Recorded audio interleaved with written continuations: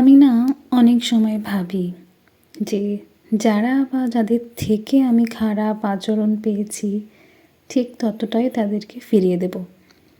কিন্তু যখন আমার বাড়ি আসে আমি কিন্তু সেটা করতে পারি না। কিছু একটা তো আছেই যেটা আমাকে আটকায়। মানে বলতে পারা যায় যে এটা একটা ইমোশনাল জায়গা বা এটা আমার শিক্ষা, যে যেরকম তাকে সেরকম আচরণ ফিরিয়ে দিতে পারি না। তবে যাই হোক, একটা কথা আছে যে এই ইউনিভার্সে তুমি যতটুকু দেবে ঠিক ততটুকুই ফেরত পাবে। সেটা হোক তোমার ভালো কর্ম বা হোক তোমার খারাপ কাজ, সবটাই তোমার কাছে আবার রিটার্ন ব্যাক করবে, কিন্তু সময়ের অপেক্ষা। যাই হোক, আজ শীতে এই প্রথমবার বানালাম আমি একটু পালং শাকের তরকারি। একদম ফ্রেশ ভেজিটেবলস, আজকেই বাজার থেকে একদম টাটকা কিনে নিয়ে আসলাম।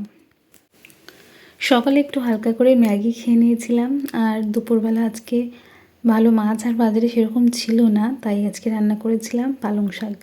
বড়ি দিয়ে নিরামিষ পালং শাক ছাড়াও আমার কিন্তু চিংড়ি মাছ দিয়ে বেশ ভালো লাগে। আর কীভাবে পালং শাক রান্না করা যায় তোমরা যদি জেনে থাকো আমায় কিন্তু অবশ্যই জানিও। আমি এই দুটো রেসিপি ছাড়া আর কিন্তু পালং শাক দিয়ে কোনো কিছুই বানাতে জানি না আপাতত। এই পালং শাক ছাড়া আজ আমি একটু বানিয়ে নিয়েছিলাম সয়াবিনের তরকারি।